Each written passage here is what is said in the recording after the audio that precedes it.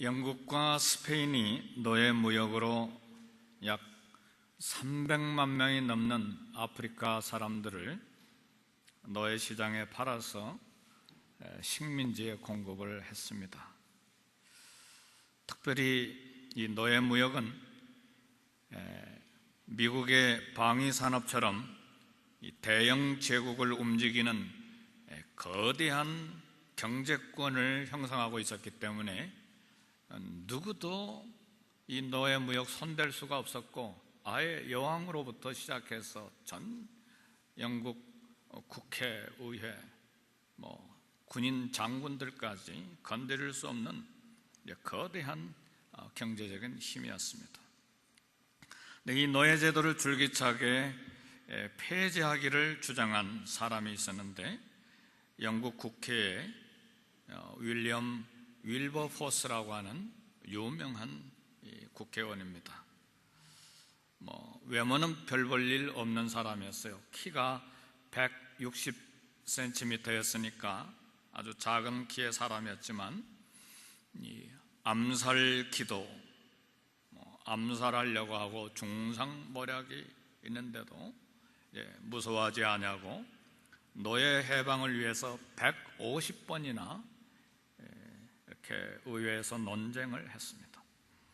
마침내 1833년 노예 폐지 운동 46년 만에 윌버포스가 죽기 3일 전에 영국 의회는 노예 제도를 영원히 법으로 폐지했습니다. 윌버포스는 꿈과 비전의 사람이었습니다. 혹시 기회가 되면 여기 두란노 서원이나 다 서점에 있는데 윌버포스에 관한 책을 우리 자녀들이나 손자, 손녀들에게 한 권 사서 이렇게 선물하는 것도 좋습니다. 저도 읽고 너무 감동이 되고 도전을 많이 받았습니다. 이 한 사람의 꿈과 비전이 이토록이나 전 세계를 바꿀 수 있는 영향력을 가질 수 있는가, 굉장한 도전을 주는 책이 있습니다. 참 그는 말하기를, 영국이 진정한 위대한 나라가 되려면 하나님의 법을 따라야 된다. 영국이 돈에 눈이 어두워서 노예 제도를 고집하면 영국은 살아남지 못할 것이다. 이렇게 대영 제국을 향해서 도전을 했습니다. 하나님이 주신 꿈은 그 세대로 끝나지 않냐고 다음 세대와 그리고 전 세계로 영향력을 행사하기 마련입니다.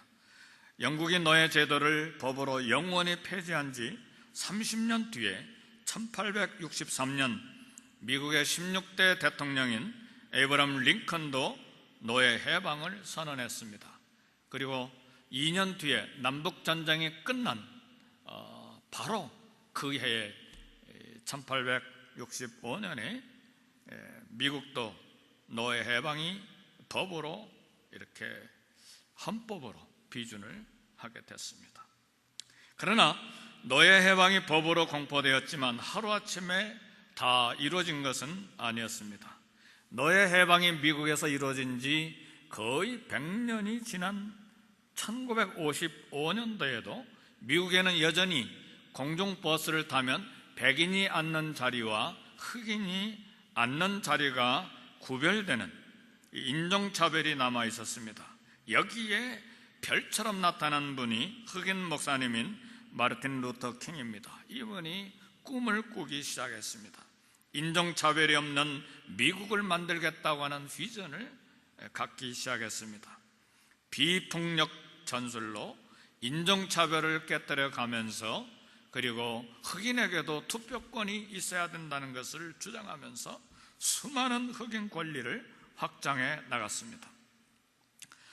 1968년 39살로 테네시주에 있는 멤피스에서 백인 우월주의자의 흉탄에 맞아서 39살에 죽었습니다. 그가 죽기 전에 남긴 유명한 연설이 있는데, 그 유명한 연설의 제목이 오늘 이 설교의 이제 핵심 주제가 됩니다. 마르틴 루터 킹이 연설한 주제는 그리고 그 핵심 내용은 나에게는 꿈이 있습니다. I have a dream. 나에게는 꿈이 있습니다. 오늘 저와 여러분들에게도 이 미국 땅에 사는 동안에 나에게도 꿈이 있습니다를 고백하면서 살 수 있기를 주의 이름으로 축복합니다. 아멘. 나에게는 꿈이 있습니다. 이 연설을 하는 동안에 무슨 이야기를 했냐면, 여러분, 나에게는 꿈이 있습니다. 언젠가 이 나라가 모든 인간은 평등하게 태어났다는 것을 분명한 진실로 받아들이고 그 진정한 의미를 신조로 살아가게 되는 날이 오리라고 하는 꿈입니다.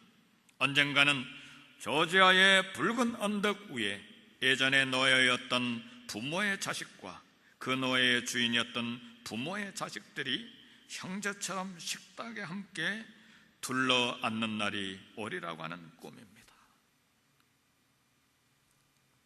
하나님께서 주신 꿈을 품은 사람은 위대합니다. 그 꿈과 비전을 가진 사람이 나라와 역사를 변화시키는 것입니다. 오늘 주일 아침에 우리 모든 성도님들은 남자분이든 여자분이든 연세가 많든 혹은 연세가 드신 분이든 관계없이 우리 하나님이 주신 꿈을 품고 이 꿈을 이 미국 땅에서 성취해드리는 그런 거룩한 도구가 되기를 주의 이름으로 축복합니다.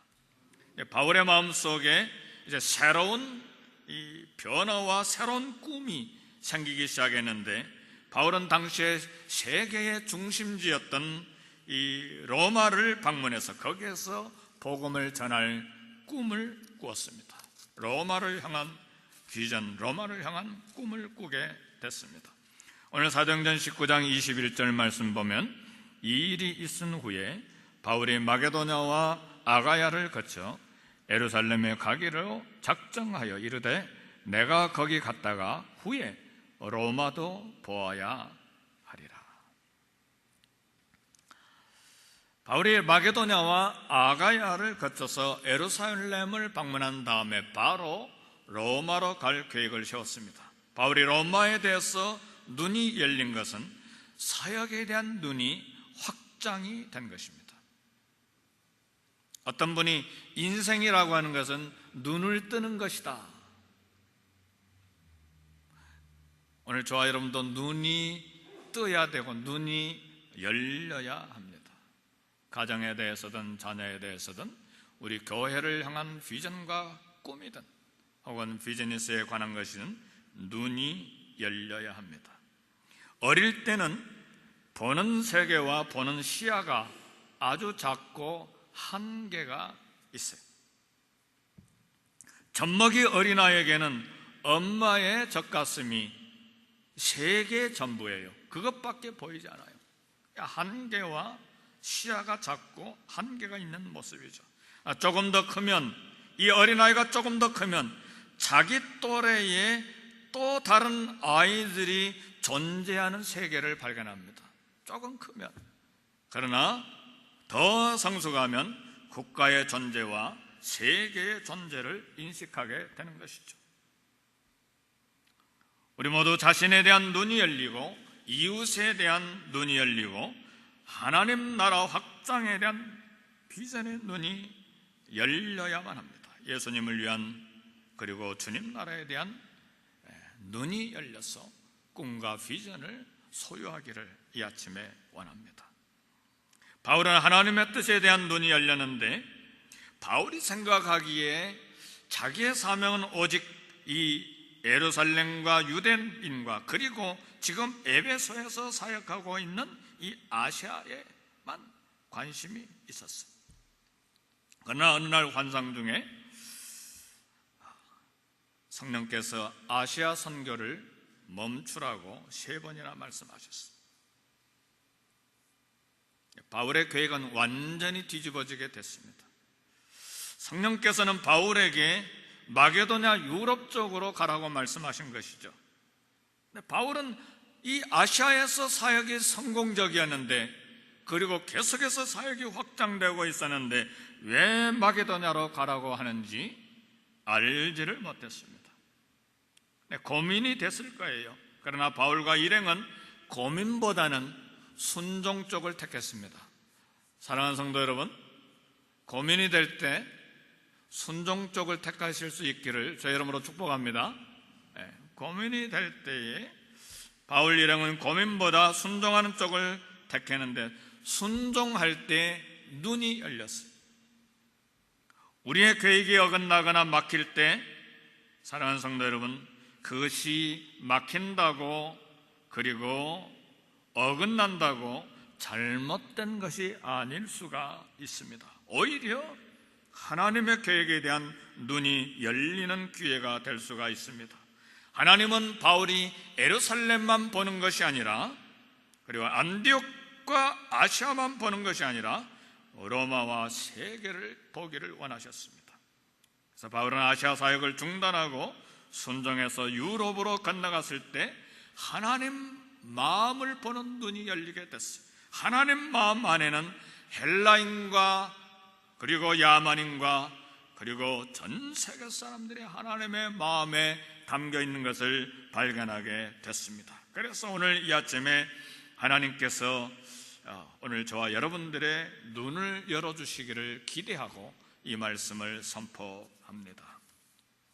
마게도냐 유럽에 도착한 바울은 우리가 지금까지 사도행전을 계속해서 말씀을 들으면서 아는 대로 빌립보에 도착하고, 유럽 쪽입니다. 빌립보에 도착하고 데살로니가로 가고, 그리고 베레아로 가고, 그 다음에 또 아덴으로 가고 고린도로 가고, 그리고 에베소로 계속해서 이제 복음을 전했는데, 바울이 2년 동안 사역한 이 에베소를 떠나서 로마를 향한 새로운 꿈을 꾸기 시작한 것이 오늘 19장 21절에 소개된 말씀입니다.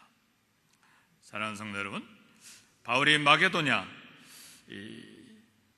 거쳐서 아가야를 거쳐서 예루살렘에 가기로 작정하여 이르되 내가 거기 갔다가 후에 로마도 보아야 하리라. 로마도 보아야 하리라. 2년 동안 사역이 얼마나 효과적이었습니까? 지난주에 우리가 말씀을 들은 대로 얼마나 강력한 영향력을 행사했으면 한 사람이 166년을 벌어도 다 못 벌 은 5만이나 되는 이 마술책들을 전부 다 가져와서 이 불태울 정도로 엄청난 사역의 확장과 성공을 보았습니다. 그런데 바울은 거기에 안주하지 않고 새로운 꿈을 품기 시작한 것입니다. 바울은 장서와 집과 주위와 쌓아온 업적에 미련이 없는 사람이었어요. 우리 그리스도인들에게는 일보다, 장소보다, 업적과 지위보다 예수님이 더 중요합니다. 우리는 가라 하면 가고 멈추라 하면 멈추는 순종이 우리 그리스도인의 삶의 전부가 되어야 합니다. 우리 그리스도인들은 자신의 비전을 하나님의 비전으로 바꾸는 사람들입니다. 우리 제자의 훈련할 때 굉장히 우리 청년 대학생들에게 도전하는, 정말 가슴을 뜨겁게 만드는 말이 바로 이 말이에요. 우리 그리스도인들은, 제자들은 하나님의 비전을 나의 비전으로 바꾸는 사람들이다. 여러분의 꿈과 비전도 하나님의 꿈과 비전으로 바꿀 수 있기를 주의 이름으로 축복합니다. 하나님의 사람들은 하나님이 원하실 때 자기 계획을 내려놓고 자기 꿈과 비전을 내려놓고 하나님의 꿈을, 하나님의 비전을 내 꿈과 비전으로 받아들이는 사람이에요. 그리고 그걸 위해서 온 생애를 열정적으로 살아가는 것이죠. 그래서 바울은 2년 동안 땀을 쏟아 부은 에베소를 떠날 수가 있었습니다. 로마에 대한 비전을 가진 바울에게 우리 주님이 말씀하셨습니다. 조금 앞에 있는 사도행전 말씀인데 23장 11절에 보면 그날 밤에 주께서 바울 곁에 서서 이르시되 담대하라, 내가 예루살렘에서 나의 일을 증거함같이 로마에서도 증거하여야 하리라. 바울이 예루살렘에 올라갔을 때 이제 핍박의 시작이었습니다. 엄청난 핍박, 감옥의 시작이요, 핍박의 시작이요. 예루살렘에 올라갔을 때 유대인들로 말미암아 몸이 둘로 쪼개질 뻔했어요. 사두개파 바리새인 파 사이에서 몸이 찢길 뻔했습니다. 그때 우리 주님께서 바울에게 나타나셔서 담대하라, 담대하라. 네가 로마에서도 증거해야 되니까 걱정하지 마라. 너 죽지 않는다. 예루살렘에서 죽지 않는다는 말이에요. 로마도 봐야 하리라. 그 말은 예루살렘에서 죽지 않으니까 걱정하지 마라. 넌 로마까지 가는 거야. 예루살렘에서 복음을 증거한 것처럼 로마에서도 증거할 것에 대해서 격려하신 것입니다. 사랑하는 성도 여러분, 우리에게 꿈과 비전이 있지만 실제 우리의 현실은 암담하고 고통스러운 장애물이 얼마나 많은지 몰라요. 하나님이 계시를 주시고 하나님이 비전을 주시고 꿈을 주셨기 때문에 내 길은 파도가 없는 돛단 배와 같이 그 순풍의 돛을 달고 그냥 달려가리라. 그렇지 않습니다. 비전이 있지만 현실은 암담하고 고통스러운 장애물이 많아요. 일버포스는 얼마나 살인의 위협을 많이 받았는지 몰라요. 에브라함 링컨은 남북전쟁을 치러야 했어요. 남부 사람들이 노예 해방을 반대했기 때문에. 마르틴 루터 킹은 결국은 39살에 총탄을 맞아서 죽었어요. 그러니까 하나님이 주신 꿈과 비전을 갖는 길에는 험난한 길들이 있어요. 결코 순탄한 길만 있는 것이 아니에요. 그러나 사랑하는 성도 여러분, 오늘 우리는 로마를 향한 꿈을 갖는 제목을 가지고 말씀을 듣습니다. 현실만 보면 비참해질 수가 있어요. 그러나 미래를 보면 영광스럽습니다. 우리 주님이 말씀하시기를 현재의 고난은 장차올 영광과 좋게 비교할 수가 없다 그랬습니다. 따라서 미래가 없는 사람은 불행하지요. 현재의 고난만 보이기 때문에. 영광스러운 미래를 보는 사람은 현재의 현실의 고난이 문제가 되지 않습니다. 미래를 보는 꿈이 있기 때문에, 미래에 대한 환상이 있기 때문에 현재의 고난이 문제가 되지 않아요. 가정에 대하여, 자녀에 대하여, 비즈니스에 대하여, 우리 인생의 삶에 대해서 영광의 미래를 보기 때문에 현재의 고난이 문제가 되지 않은 것입니다. 현실은 어둡고 차갑게 보이지만 꿈과 미래가 있는 사람의 가슴에는 소망이 있고 불덩어리가 있는 것이죠. 오늘 아침에 일어날 때 소망이 생겼습니까? 오늘 주일 아침에 일어날 때 뭔가 기대하는 마음이 생겨서 입에서 저절로 찬송이 나왔습니까? 그렇지 않다면 오늘 로마를 향한 꿈에 대한 말씀을 잘 들으셔야 돼요. 왠지 잘 모르지만, 환경은 어둡고 힘들지만 아침에 일어날 때 소망이 생기고, 아침에 일어날 때 말씀이 기억이 나고, 아침에 일어날 때 입에서 찬송이 나오는 사람에게는 소망이 있어요. 꿈이 있는 사람이에요.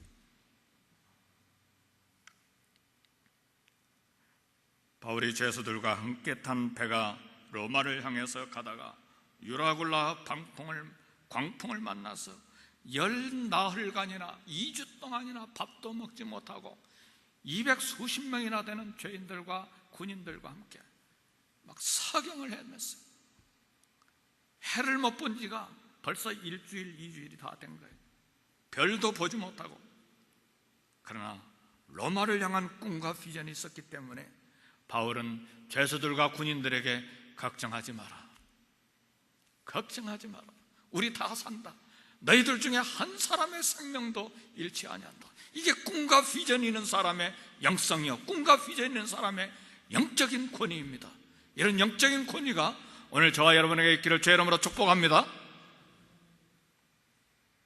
담대하라, 걱정하지 마라. 왜요? 로마에 도착해야 될 꿈과 비전을 하나님이 주셨기 때문에 거기 도착하기 전에 죽지 않는 거예요. 담대한 확신이 있는 거예요. 사랑하는 성도 여러분, 담대하시기를 바랍니다. 하나님을 위한 꿈과 비전이 있으면 죽지 않고 망하지 않습니다. 이거 믿습니까? 그런 담대함이 있어야 돼요. 사명이 끝나기 전에는 죽지 않는다, 망하지 않는다.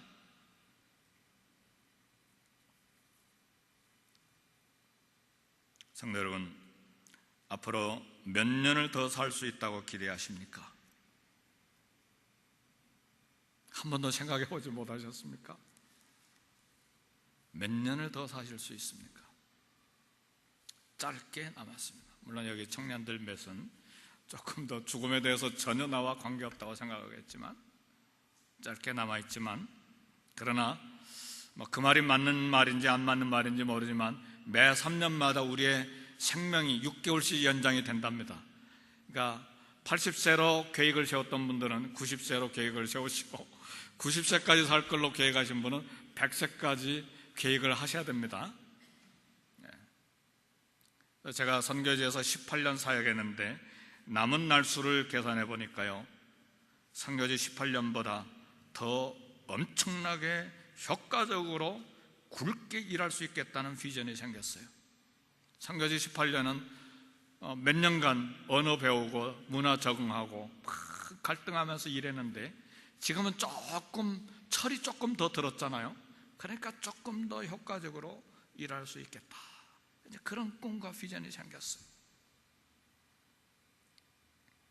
무슨 꿈을 가지고 있고 무엇을 위해서 살 계획이십니까?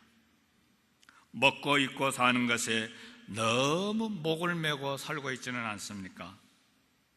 수입이 늘어나고 집을 하나 사는 것이 내 인생의 최종 목적입니까?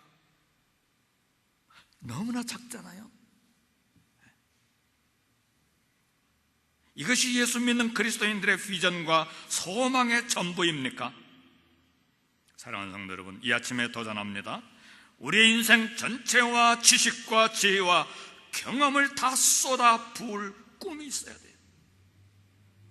이런 미래의 꿈도 없이 그날그날을 목적 없이 살아가는 사람은 비참한 사람이라고 생각해요. 우리 주님이 주신 꿈과 비전을 가져야 돼요. 꿈과 비전이 있는 사람은 삶의 생기가 있는 거예요. 아침에 일어날 때 찬송이 입에 있어요. 그리고 기대가 돼요. 그날을 사는데. 그리고 기도하게 돼 있어요. 주님께서 나를 통해 이루시기를 원하시는 꿈을 위해서 굶어보기도 하고 욕도 먹어보기도 하고 손해를 보기도 하고 고난의 골짜기를 통과하는 영광이 있어야 돼요. 세상에 가장 가치 없는 사람이 누구인가?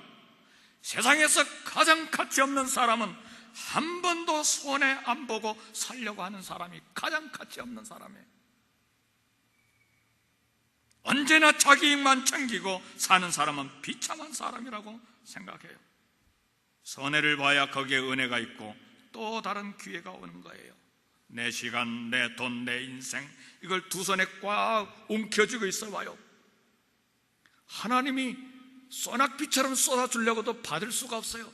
내가 이렇게 주먹을 쥐고 있기 때문에 손해를 보기 위하여 손을 이렇게 내놓을 때 주신 거 다 받을 수가 있어요.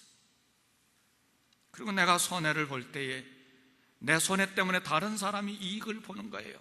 그 사람이 은혜를 받는다, 그 말이에요. 나를 희생하면 그 희생으로 누군가 은혜를 받을 수가 있어요.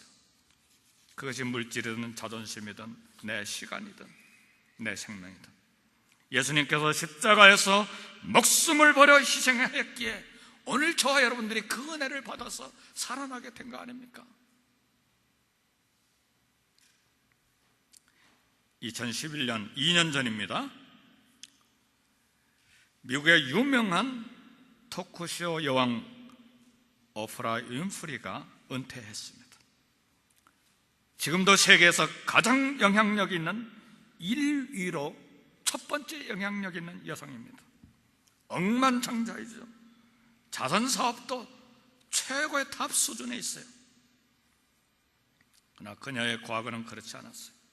여성으로서 9살 때 친척과 이웃으로부터 계속해서 강간을 당했어요. 성폭행을 당했어요. 10대 미혼모에게 출생한 사생아였어요. 자신도 14살의 미혼모가 됐어요. 마약으로 버려진 삶이었어요. 그러나 윈프리는 일어났습니다. 그리고 힘들고 지쳐있지만 올바르게 살아가려고 하는 많은 사람들에게 힘과 꿈을 준 여성입니다. 한 번은 오프라 윈프리가 깜짝쇼가 있잖아요. 그 깜짝쇼를 위해서 가족과 친구들이 차를 꼭 받아야 되는 이유를 써낸 방청객을 276명을 초청했어요. 그리고 276명 중에서 11명을 뽑아가지고 GM 28,000불짜리 GM 새 차를 11명에게 다 하나씩 불러서 다 나눠줬어요. 그리고 마지막 12번째 자동차 키가 들어있는 상자를 다 만들어가지고 프로그램에 참석한 276명에게 모두 다 나눠줬어요.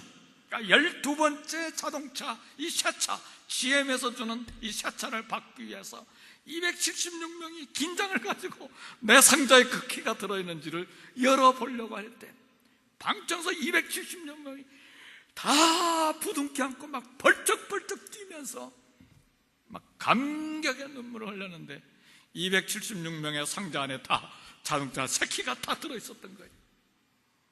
GM 회사에서 회사의 홍보를 위해서 276대의 자동차를 방청객에 다 선물로 준 거예요.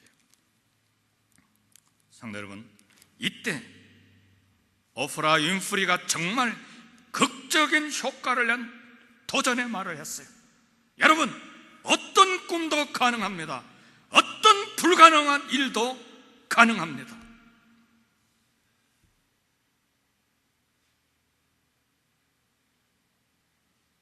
오프라 윈프리가 신앙인인지 아닌지 미국 목사님들 사이에 말이 많아요. 그러나 윈프리가 우리를 도전하는 신앙적인 말이 하나 더 있어요. 남보다 아파하는 것이 있다면 그것은 고통이 아니라 사명입니다. 남보다 설레는 꿈이 있다면 그것은 망상이 아니라 사명입니다. 사랑하는 성도 여러분, 나에게는 꿈이 있습니다. I have a dream. 나에게는 꿈이 있습니다. 마르틴 루터 킹이 이 유명한 연설을 한 지 올해가 정확하게 50주년이 되는 날입니다. 50주년이 된 해예요. 나는 우리 사랑하는 교회 성도님들이 꿈을 갖기를 원합니다.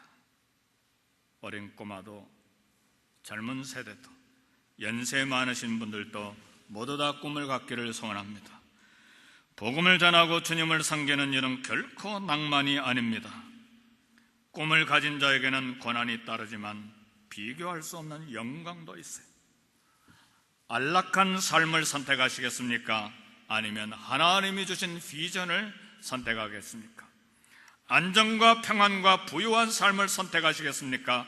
아니면 고난과 배고픔이 있어도 하나님이 주시는 위대한 꿈을 선택하시겠습니까? 하나님이 주시는 위대한 꿈을 가지고 평안하게 사는 길은 없습니다. 하나님의 위대한 꿈을 품은 사람은 자기 부인과 십자가를 지는 사람들이기 때문에 그렇습니다.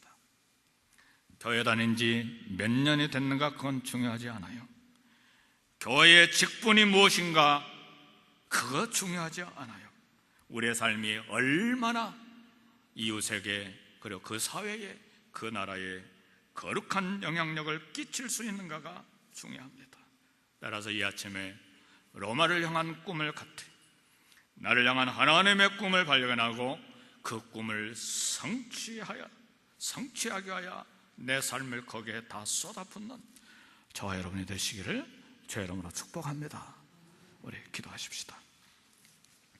말씀 생각하시면서 우리 다 같이 기도하십시다.